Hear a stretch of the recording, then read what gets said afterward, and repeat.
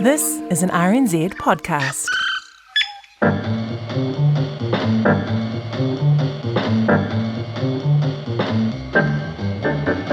Kia ora and welcome to Context. I'm Corin Dan. And I'm Guy Espiner, and in case you are new to Context, it is the backstory to the front page story, where we take an issue that's making news today and we trace the long shadow of that and figure out how we got to where we are today. There's a twist, of course, and the twist is only one of us knows what the topic's going to be each week, and that just sort of keeps things a little bit interesting and spicy. And if you don't believe me, just look at this. I'm the one holding the notes. Diane's the one who doesn't have the notes this week because it's my turn. That's right. I've had people actually, Corin, saying, "Is it true? Do you really not know what the other person's going to talk about?" And yes, it is. I've got no idea. So why don't you put me out of my misery, Corin, and tell me, What are you going to drop on me today? I'm going to drop on you New Zealand at the United Nations. Oh my God. Which is a really interesting story. A proud story, one that you can't help but be a little proud of. We've got a rich history and one which is right in the news right now because probably around the last week of September, New Zealand, and it'll be Winston Peters actually, not necessarily, not Christopher Luxon, which in itself is a little bit interesting. I might ask you about that in a second. Will go to the United Nations General Assembly. It's the 80th General Assembly. And he will most likely, and I say most likely because it's not confirmed, spell out whether New Zealand is going to recognise Palestine as a state. Now, a number of our allies have pretty much said they are going to, bar a few conditions, but pretty much the likes of Australia, the UK, I think Canada, France have indicated they're going to do it. Now, New Zealand seems likely to do it. Let's have a listen to Christopher Luxon when he announced that they were probably going to do it. We acknowledge that some of our close partners have and others haven't taken a position to formally recognise Palestine. It's a formal decision that Cabinet will take in September, and frankly, it's something that the Minister of Foreign Affairs will articulate when he's at the Leaders' Week in the UN at the end of September. I mean, firstly, Guy, are you surprised that Christopher Luxon's not doing that? I mean, in the past, Prime Ministers have gone, I would have thought he would have, but it seems as though Winston's got that job. Yeah, I mean, if it was a Helen Clark-led government, you would be struggling to keep her away, wouldn't you? So, I mean, she was someone who took the attitude that the Prime Minister was kind of also the de facto Foreign Minister. But you've got a guy in Winston Peters, this is his third rodeo, is it, as Foreign Minister? And, he's jealously guarding that position. So I suppose in those dynamics, it possibly isn't a surprise. Christopher Luxon has a different style of leadership, doesn't he? He delegates a lot more than a Key or a Clark might have done. So I guess in that context, it's perhaps not surprising. And we don't know 100% that New Zealand is going to come out and say that it supports the idea of Palestine being a state. Now, the position has always been, Winston Peters has always said it's going to happen, it's just a matter of when. So it seemed a bit odd when they came out and said this, that they were going to take another month to consider it. And I think ACT has raised some concerns, and there is criticism that maybe Hamas would benefit from this in some way. That it was somehow rewarding Hamas to acknowledge Palestine in that way. It did seem that to kick it down the road for a month was to try to smooth over some coalition ructions, do you think? Or do you think it was more time to this? I've sort of gone out on a limb here because I think I'd be very surprised if we suddenly turned around and said, oh, no, we're not going to. And I think it's important to remember and tell people, I think the reason why we're doing it and why all these other countries are doing it now is to keep the two-state solution alive. And that seems to have been the rationale I've heard, that yes, it's symbolic, and there's a lot of hoops that Palestine would need to jump through to become, a fully fledged state. At the moment, it's an observer status at the UN. It doesn't have full status. 147 countries do recognise Palestine as a state. But I think the argument is that they want to do it because they want to keep the pressure on Israel to keep that two-state solution alive amidst the war in Gaza. Yes. How much do you think that relations with the US are playing into this? I mean, again, this is a coalition. We've talked about this too before, didn't we, on Context, when we looked at the FBI and the defence and security relationship with America. I mean, how much do you think we are fearing opprobrium from the US if we go ahead and recognise Palestine? Do you think that that's playing into this? It's got to be a factor. There's got to be considerations, and I think New Zealand will feel a lot more comfortable moving with the likes of the UK, Australia, Canada, and those other Five Eyes nations, and France, I think, is in there as well. Now, let's just give people a little bit of the backstory about what the UN sort of is and how it sort of operates quickly before we get into some of the history involved here. You can help me out on this. I won't make it a pop quiz. I'm not sure that I can, actually. It's not a strong suit, but I'll let's talk about, okay, so 80 years old, 1945, and we'll get to the New Zealand elements around that. They established the UN Charter. The United Nations formed. Prior to that, it was the League of Nations. Didn't go so well. Yeah. Woodrow Wilson. Yeah, that didn't go so well, did it? So a bunch of countries, 50 of them, come together. They're like, we've got to figure out a way, when there is conflict, when there is war, we've got to figure out a way to stop it. So they come up with this, a big meeting in San Francisco. It took a long time, and they came up with a charter, and countries signed this charter, and it's got a bunch of rules, and it's, you're mandated to. You sign the charter, you're in. And there are some kids, just go through some of the mechanics of it. So you've got the General Assembly, which meets at the end of September every year. That is every country. Currently, I think it's 193, give or take one or two. It doesn't have a huge amount of power. It's more about, people can bring things forward and discuss and debate and raise ideas. Then there's the Secretariat, or the UN General Secretary, who currently is Antonio Guterres, and they effectively run the bureaucracy of the United Nations. They are a spokesperson. They don't essentially have a lot of power. The power is all in the Security Council, and that is 15 nations, 10 of which are non-permanent, and they rotate over 2-year cycles, divided up around the world into regions. And then there's 5 permanent members, and here is my pop quiz to see if you can tell me the 5 permanent members of the United Nations UN Security Council. Yeah, I'll probably get this wrong. I could fling around a few of them. Obviously, the United States and China.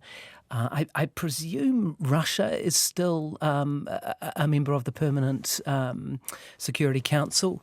I don't know. Is it UK and France? Yes, it is. That is your top 5 there. Now that is where we're going to focus probably primarily today with this context, looking at some of the history involved with New Zealand and the Security Council. Some really good stuff. But quickly, the UN does so much stuff. It's like doing standing orders, trying to have a look. I mean, you think of Helen Clark. She ran the UN Development Agency, which was about development. Then she was pretty much number 3, wasn't she, in that role? She was. Was that about fair? Yeah. No, absolutely fair. Then it's got a myriad of human rights organisations and treaties and conventions. There's the Climate Change Convention, the COP, that is part of the UN system. WHO, that is part of the UN system. It's massive. But let's just stick to the bit that was designed to stop wars, to stop genocides, to stop people fighting after the trauma of World War II. And I might just see if we can play a little bit of audio here from a New Zealand Prime Minister who was instrumental in the foundation of the United Nations. Here we go. Under the draft proposals, after a great power by common consent and agreement has been solemnly indicated as an aggressor, obviously nothing further can be done if that power exercises its right of veto. It gets off with it. It is also clear that if the veto is exercised in such a case, defiantly and perhaps even cynically, the faith of men and of nations in the World Organization would collapse. So, can you have a crack at that? I'd imagine that's Peter Fraser. It is. Is that Peter Fraser? Yeah. Sometime around sort of 47, I suppose. What was it? 1945. So he's speaking at the San Francisco Foundation of the UN there, and he was talking about the thing which has dogged the United Nations and the Security Council, and that is the veto. The veto power, yeah. So those 5 permanent members you mentioned earlier, when they established the UN in 1945, they all organised to get a veto so they could block anything. And here's where it's important to mention that the Security Council can do a lot of things. It can all the way through to authorising force. It can back our countries taking force. It can send in peacekeepers. It can do a really range of things. But you have to have 9 and no vetoes in order to do it. And the veto, right then, Peter Fraser knew that veto was going to be a problem, but I think in the end, the founding fathers, as they've called, were like, well, better that we have a system where these powerful nations have a veto than have no system at all. So, I mean, what do you know about Peter Fraser? Because I've actually got his a book here that Michael Bassett and Michael King wrote about him. It's a great book, Tomorrow Comes a Song. I recommend it to some history buffs, if I can bring it up there. There we go. Because he was a great Prime Minister for New Zealand, and these guys, Bassett and Michael King, they actually pretty much say he might be the only Prime Minister at that point when they wrote this that could be considered a genuine statesman. And he really was praised for what he did at the UN. Yes, and Helen Clark was a great fan of his, wasn't she? And speaks incredibly warmly about him. I knew he had an instrumental role in actually laying some of those foundations for the UN, and obviously an outsized role in New Zealand terms. But I don't actually know a lot about what sort of man he was and what drove him in his politics. Well, I won't go into too much detail about him, but what I would say is that he went to prison in World War I for speaking out against conscription. Right? So that gives you an indication. He was certainly... and he went on during and then obviously Savage died in office. And for 1940, Peter Fraser took over as Prime Minister, and the country's at war. He made one big decision, really, which was when the New Zealand forces overseas got an absolute shellacking in Greece, in Crete. He pretty much said to Churchill, right, from now on, we control where New Zealand troops go. We're not going to just be this little appendage of the Commonwealth, and Churchill and his generals can send us off into the meat grinder or whatever. He took control and insisted that New Zealand has the say, as it should have, but, we were in a period where we're still becoming an independent country from the UK. So he had an outsized influence there as well. He is widely regarded, not just from New Zealand, but I think within the UN system of, his role. And actually, let's move on, but let's just have there's a quick clip here. I think have we got Winston Peters talking about? Let's play that because it still resonates today. This is just a few years ago at the UN. Fraser was a realist. He understood the Charter was imperfect. From the earliest debates in San Francisco, New Zealand fought against the veto rights bestowed upon the great powers. And though he considered the Charter imperfect, he thought those imperfections could be overcome if the spirit of San Francisco is carried into the operation of the Charter. There you go. That was Winston Peters. Why not? Why wouldn't you bring up Peter Fraser when you speak at the United Nations? Absolutely. And it is interesting. I'm just thinking about this, as that was playing. It's no wonder that New Zealand, as a small country, has seen such benefit in this world order, right? And obviously, you're setting it up post-World War II and the utter destruction and devastation of that.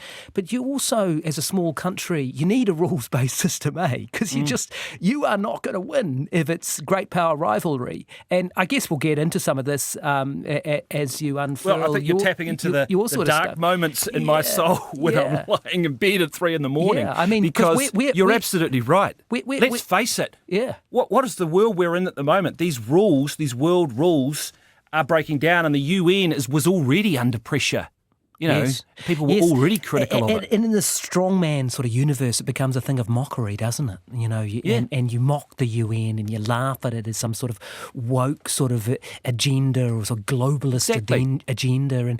And you are coming into quite a frightening space where, the likes of Russia piling into Ukraine and some of the things that Trump is saying and doing, you do sort of, you worry about that as a small country that, we're the small kid on the playground, right? We need the rules. Well, absolutely. And you've just got to look at Ukraine and Gaza, and you've got to, if you sort of step back and go, the UN is failing to stop these conflicts. It can't stop them. And arguably because of the power blocks, Russia and the US have veto rights on the UN Security Council. It can't, for example, send in peacekeepers or make a resolution criticising them or doing that, because it wouldn't even take it to the committee because it would know that it's going to be blocked. Let's have a little look at how the world, some major conflicts after World War II, and see how they sort of, New Zealand dealt with them and how the United Nations dealt with them.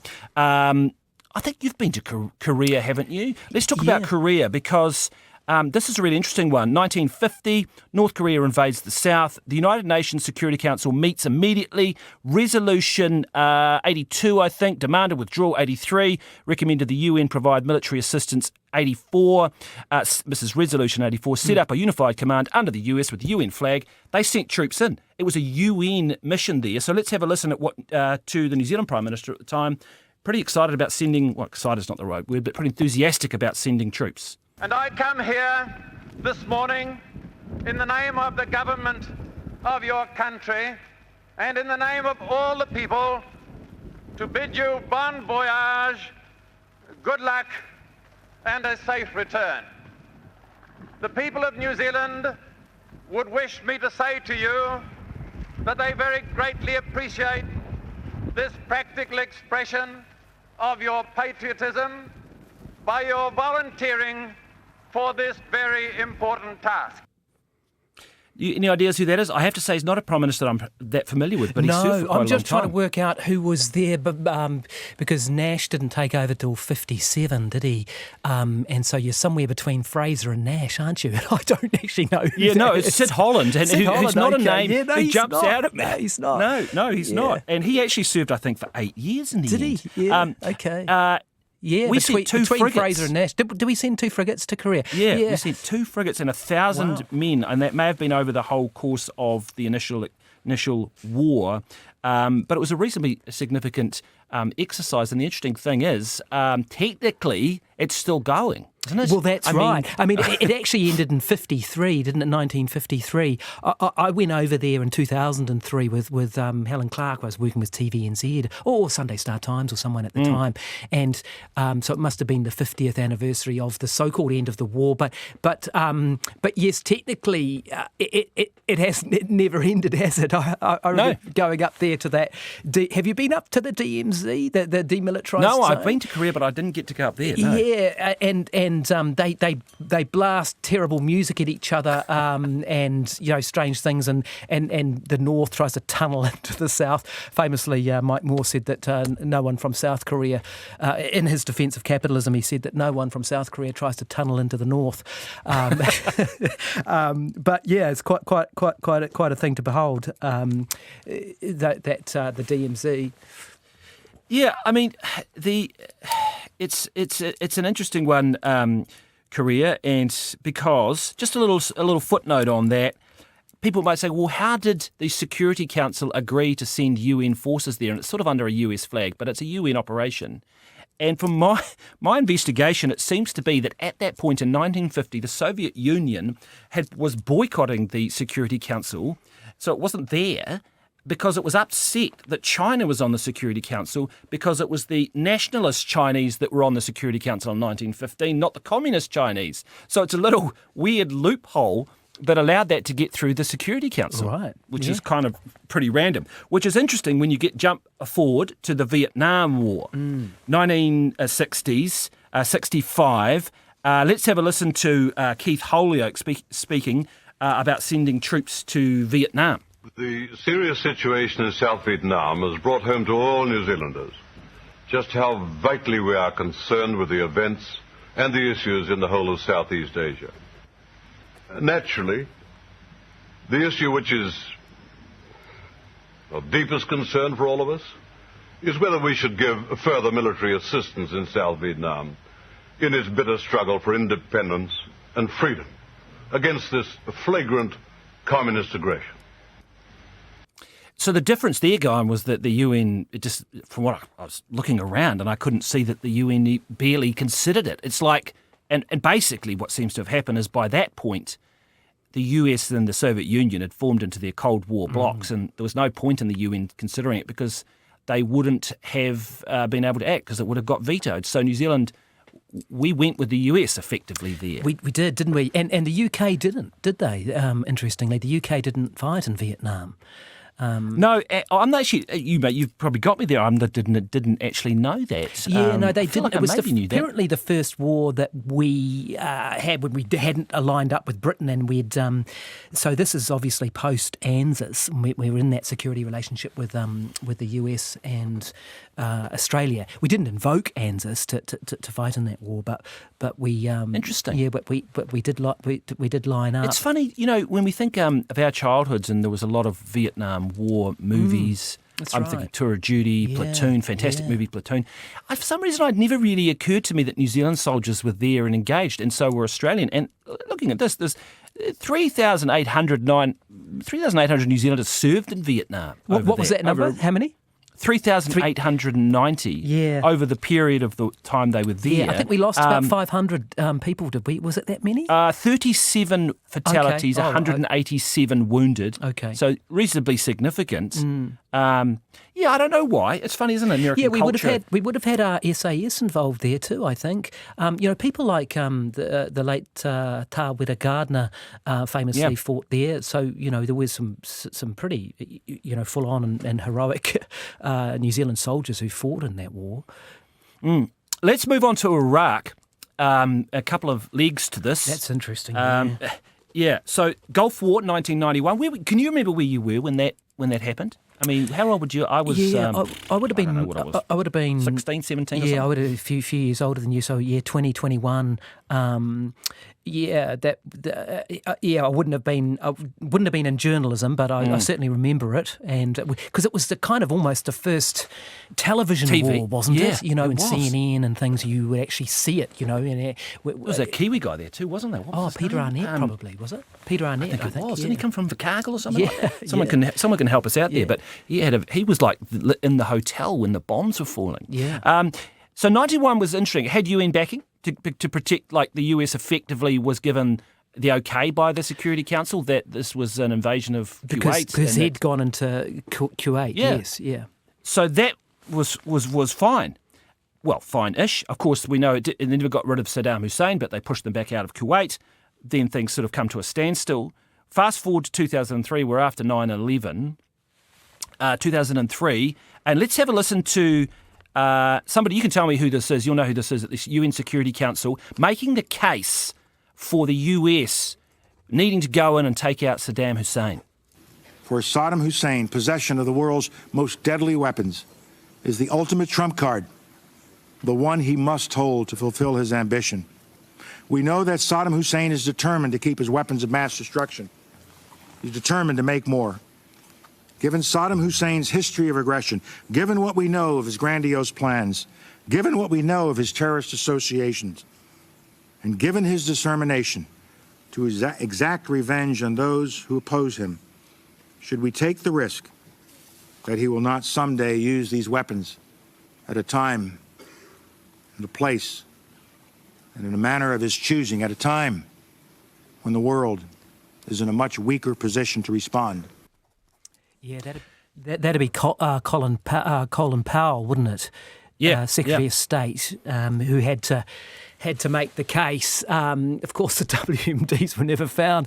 I mean, the CIA had sexed up the dossier, and it's terrible. I'm actually reading a book called The Mission by Tim Weiner at the moment. He tracks some of this in the CIA mission in the early 2000s, and that's well worth a read. But he goes into some detail about that and about the shocking level of. I mean, they were laughed out of town, basically. Yeah. The rest, even their allies, just didn't buy it.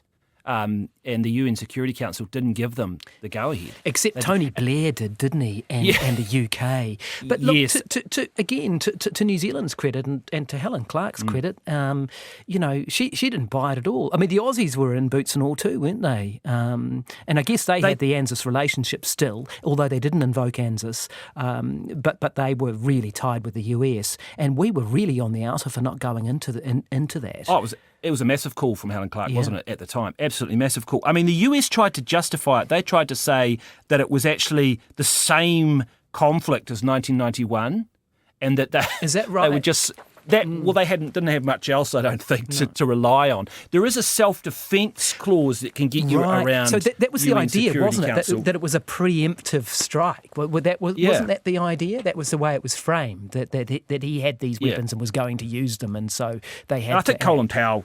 Basically, didn't he? I think he called it a blot on his career. Oh yeah, well he was hung out to dry, really, wasn't he? He had to make the case. But Bush and Cheney had really early on had made the idea that somehow that Saddam Hussein was involved in with Al Qaeda in the 9/11 attacks, which obviously there was no evidence that he was. So they were pretty gung ho from the early after 9/11, weren't they?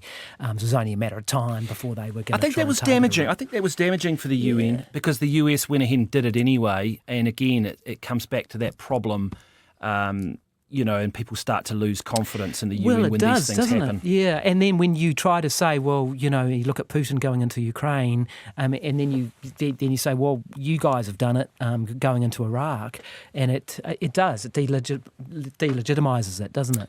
Yeah, well, let's get to another one. So New Zealand has served 4 times on the UN Security Council. And just to remind people, so this is your 10 non-permanent. So there's the 5 permanent, the big guns, and then the other 10 rotate. They have 2-year terms and they're elected depending on regions within the General Assembly. New Zealand was on in 1954 to 55. Not too much happened that struck me when I looked into that. Maybe we sided with Guatemala once when they got upset with the US, a CIA coup apparently. Yeah, there was. That was 54, wasn't it? I was looking at this the other day, weirdly. I do remember that. Of course you did. Yeah, of course I was. I wasn't even going to mention it. I thought it was too obscure. No, that was. I wanted to say you're not in Guatemala now. Because the CIA took out Iran in 53 and Guatemala in 54. So it's because I've been reading this book on. Well, let's go there. Guatemala goes to the Security Council and say, help us. This is what it's for. And then the Americans go, no. We've got some Pan-American Pacific organisation that should be dealing with this particular crisis, not the United Nations.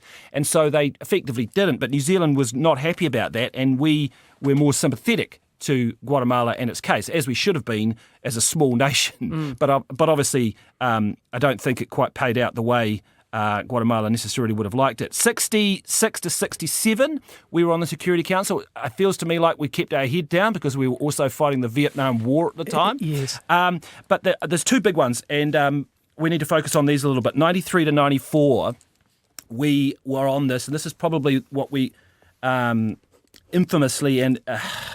this is a really hard one. So the crisis that came up in 93-94 was the Rwanda genocide. And New Zealand was heavily involved in this. And I've got to get through this fairly quickly. But actually, let's hear from the UN Secretary-General talking about this and looking back. This was a stain on the United Nations. And New Zealand was involved, can hold its head up high, but not many countries can.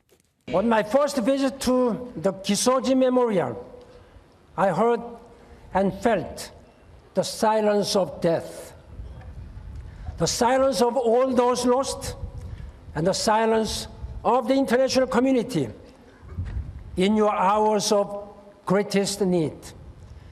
Many United Nations personnel and others showed remarkable bravery, but we could have done much more. We should have done much more. Certainly should have done much more. So there'd been civil war and unrest in Rwanda for many, many years, a lot of colonial issues going on there, a very complicated situation. But effectively, there was a UN force there of some thousands And when New Zealand was holding the presidency of the Security Council, very quickly, that rotates on a monthly basis when you're on there. You get to then set the agenda. So we're like right in the chair. Colin Keating was there. This situation explodes because the president is killed in an air crash, and all of a sudden the Hutu, the militant Hutus, they carry out a genocide on the Tutsi, as well as some of the moderate Hutus, arguably predetermined. When this plane crash happens, it all explodes. Now, at this point, there were UN troops there, but unbelievably, the UN Security Council actually voted to bring most of those back. It was like the message wasn't getting through. Even though the world was watching this genocide, the UN somehow wasn't sort of picking up on how serious it was. Now, Colin Keating, to his credit, was desperately trying to get the key players at the UN to recognise that a genocide had kicked off there, and 800,000 people were massacred in the space of about 10 weeks. It is, obviously one of the most horrific episodes in human history. Wow, was it that many? Gosh. Keating was trying, and he, it must have been incredibly demoralising, but they couldn't get the Security Council to intervene in the way. And the reason why seems to be that the likes of the US, France was heavily involved, in other countries, and I'm skimming over a lot of stuff here, and I'm apologising for that. But it seems to be they had, America had been burned with Somalia, and they'd lost soldiers there a year before. The Belgians had lost a number of peacekeepers who had been killed in Rwanda as well, and there was this attitude of they didn't want to be dealing with Africa, and they didn't want to be dealing with this. So they weren't hearing the pleas that were coming from the aid groups and those who were there saying this has turned into a full-scale genocide. They were acting like it was just a civil war when it was more than that. That'd be my best go at trying to describe that. Yeah. Terrible situation. Yeah. And Don McKinnon would have been the foreign minister, would he, at that point? New Zealand foreign minister? I am not entirely sure. He probably would have been. He would have been, yeah, in those early 90 years in the Bolger government, yeah. But as I say, from the research I did, it seems pretty clear that Colin Keating, who is our ambassador, now and that's a good point actually, every country has an ambassador based in New York who, and especially when you're on the Security Council, you can be called there at any minute for an emergency meeting. You got a residence. I've been to one of the residences over the road from the UN, that beautiful building, and he can hold his head up high from what I've read in terms of his efforts to try and stop that genocide. But clearly the UN failed. Because that's what it's set up to do, and that's been a huge disappointment. Let's jump forward to 2015, 2016. You'll be more familiar with this one. New Zealand campaigns. Murray McCully leads the charge. Let's have a listen to him to get on the Security Council, and they were successful. We obviously have some strong views about the trouble spots in the world, and particularly the inability of the UN Security Council to find a way of dealing with most of them. I've been fairly critical, and so is the Prime Minister in that respect. So if you're going to criticise, you have to put yourself forward and say, well, we'll help fix this. Yes, now you'll remember Murray McCully was the Foreign Minister at the time, and John Key was very keen on this as well. And, credit to both of them. They pushed really hard to get New Zealand on that Security Council. They ran a great campaign, and they got on there, and they pushed really hard on things such as Syria. Let's have a quick listen to John Key on Syria too. He was very strong on that issue with ISIS. We've also been deeply troubled to see the Council, the preeminent body for international peace and security, fail to live up to its responsibilities on the most serious crisis of our time, Syria. Here the Council has fallen short. So there you go. It's interesting actually, isn't it? And perhaps we can squeeze in a couple of war stories here from us, Guy. You went to Afghanistan, didn't you? Which is a slide bar to this story, because it was actually UN sanctioned to a degree. There was a sort of slightly complicated, wasn't it? And I went to Iraq when Key was pushing for New Zealanders to train troops there.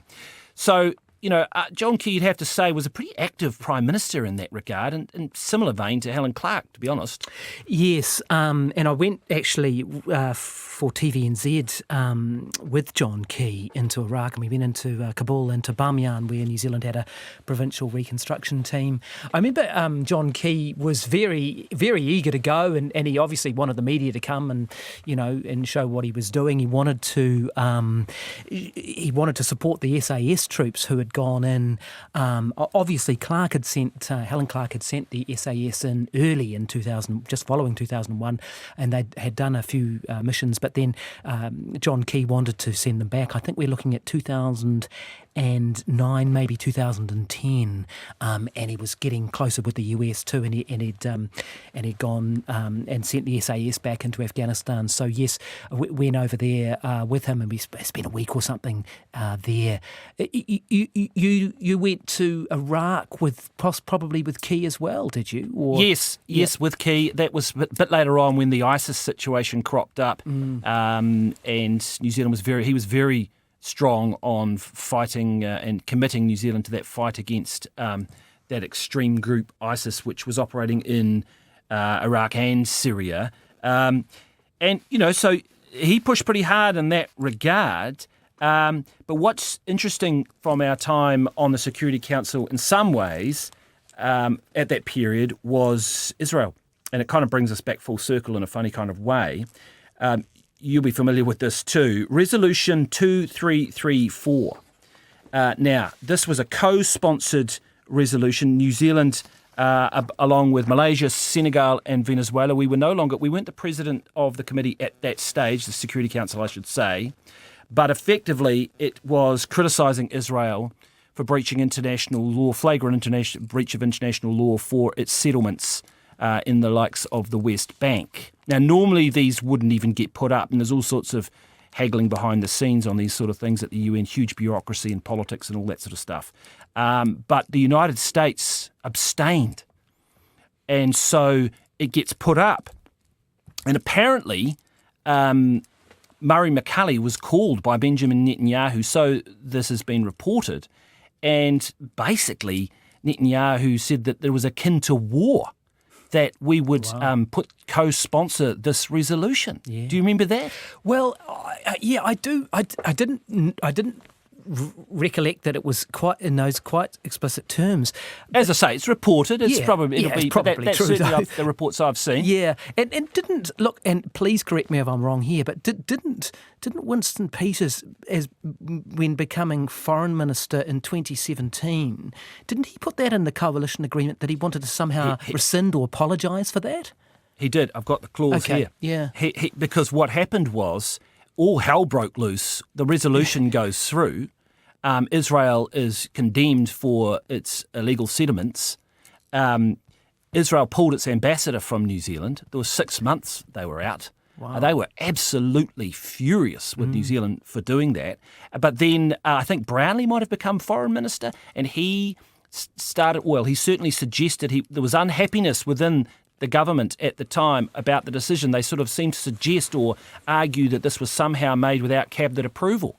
Then, as you say, Winston, in his 2017 coalition agreement with Labour, has a clause in there stipulating that the coalition agreement record a cabinet minute regarding the lack of process followed prior to the national-led government sponsorship of UN Security Council Resolution 2334. Yeah. Now, that's some detail in your coalition agreement.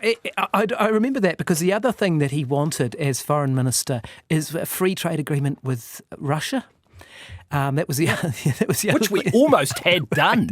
If people go back, I know. It was almost over the line. Yeah, I think it was Russia and Kazakhstan. Was it Belarus? Maybe. Yeah, one of those former one of those ones, Soviet sort of satellite states. But yeah, that I remember that was striking. I remember when the first coalition agreement came out, and he'd signed up with Ardern, and you go through the document to see what's in there, and you think this is pretty unusual. That did stick in the memory. Yeah, well, it'll be interesting to see whether any future New Zealand governments have another go, because you'd imagine sort of 10, 15 years is when you would think about having another go. And New Zealand should, I think, at some point. It's a lot of effort and a lot of money, and you've got to have a permanent mission. You've got your permanent mission, and then you've got to have your Security Council representative who's got a big flash office right next to the UN, so they can run across if there's a crisis and the Security Council needs to meet. But I think New Zealand should. I mean, it's got a proud history, and it can make an influence as a middle country, and we can stick up for middle country views. Quickly, let's just touch very quickly on the issue of peacekeeping. That's the other aspect of the UN I haven't really touched on. We've sent plenty of peacekeepers. We can go through, there's Bosnia. We sent 250 at one point, which was a huge effort.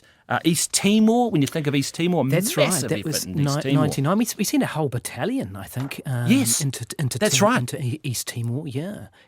And so incredible amount of a soldier too. I remember. Who died there? But I remember, sending a whole battalion over to East Timor. And we have, we still have New Zealand peacekeepers out and about, Golan Heights, Africa, various other hotspots, not so many, not huge numbers, but often attachés and people like that are involved. But we still do that, and you'd have to imagine that we would certainly consider any other contributions if that came up.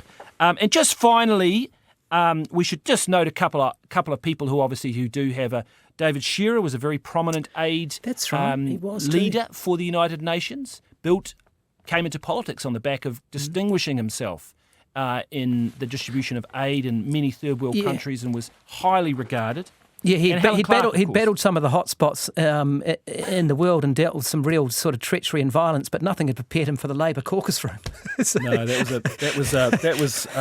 he got and we should explain because he got rolled in a pretty nasty coup, didn't he? He did, and to be fair to Labour, I mean, he was not a very successful politician. He's a great guy. I mean, I like David Shearer, and he did a lot of good stuff, but he just wasn't really cut out for politics, was he? He's one of those people when the camera came on, it wasn't a friend to him. No, that's right. You'd yarn to him in the corridor and he was... Flicked the red light on and it all sort of disappeared, didn't it? And we should just mention too that Helen Clark did run for the top job at the UN, ran a year-long campaign, by all accounts did very well and got towards the very near the end. Perhaps we can play a little clip of her arguing why she should be there. I believe I have the skills and experience necessary to come forward for the position of UN Secretary-General. I'm greatly honoured to have been put forward as the New Zealand candidate with the full support of the government and the full support of the New Zealand Parliament across all political tendencies. Yeah, interesting, isn't it? I mean, because we had some great New Zealanders going for some of these big jobs and just scratching a few of them out. I mean, because Mike Moore headed the WTO, didn't he? I think he had to share it with some guy. I think it was a Thai candidate or something, wasn't it? And then you had, Don McKinnon was Secretary General of the Commonwealth? That's right. Yes. And then Helen Clark. And both sides of politics were pretty good at supporting the other, wasn't it? Because John Key was very supportive, as I recall, of Helen Clark's bid, right? Definitely. No, he gave her 100% support, and she clearly appreciated that. She ran a great campaign. She had Instagram stories. I was at the UN while she was doing that, and I remember going to do an interview with her, and I had to wait a few minutes while she completed her Instagram story. That was laying out, and she ran a really great social media campaign to try and get that job. In the end, I think perhaps some people thought perhaps because she didn't speak French counted against her. I mean, I don't know if that's the case or not. Most of the time it's geopolitical, isn't it? And who wants what and which groups and all those sort of things. But she clearly distinguished herself there. And let's just finish by coming back to that point you were making earlier on, Guy, about that there has been criticism of the UN.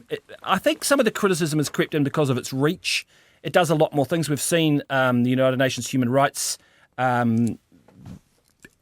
department, if you like, or the part of it, huge part of the UN, criticising New Zealand over I think it's called UNDRIP, the United Nations the Declaration on the Rights of Indigenous People, Yes, and that has sometimes drawn flack from the likes of Winston Peters and David Seymour, who feel like I suppose especially when you get countries that have terrible records themselves criticising what on the international stage don't look like, heinous crimes. I suppose that can get up people's nose. Well, Labour initially did. Helen Clark didn't sign that initially, and then it was John Key who signed up to that, and then it was Winston, and certainly felt that he didn't want it to be binding. So I guess people are going to criticise that, and we know after COVID people criticise the WHO, but in the end, I still the UN Security Council and the apparatus and all the bureaucracy and everything that's there It's all we've got. Yeah, that's right. It's one of those things, isn't it? Like capitalism and democracy that look pretty bad until you consider all the other alternatives. And if we didn't have it, you'd be trying to invent it, wouldn't you? I mean, of course, it's not perfect, but at least people are talking and trying to resolve things. I suppose certainly not perfect, but it's the case of the great being the enemy of the good, I suppose, in some ways. Well, that is a good place to leave it. Thank you, everybody, for listening and watching to us, watching us on Context. And I'm glad you didn't hit me with a pop quiz, because no, I sort of heart sank a little bit when you picked that. But maybe you can hit me up next time. Yeah, all good. All right, we'll catch you later.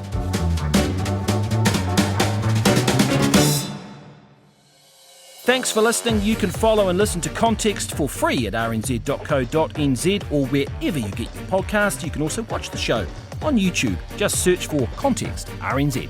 If there's something in the news you want some context for, flick us an email, context@rnz.co.nz. Now, Context is hosted by Guy Espiner and Corin Dan, myself. Our producers are Miranda Fisher and William Ray. Our sound and video engineer is Corey Fui Maono. Ursula Scott is our Wellington studio operator. Our production coordinator is Brianna Uritich-Gregg, and the executive producer is Tim Watkin.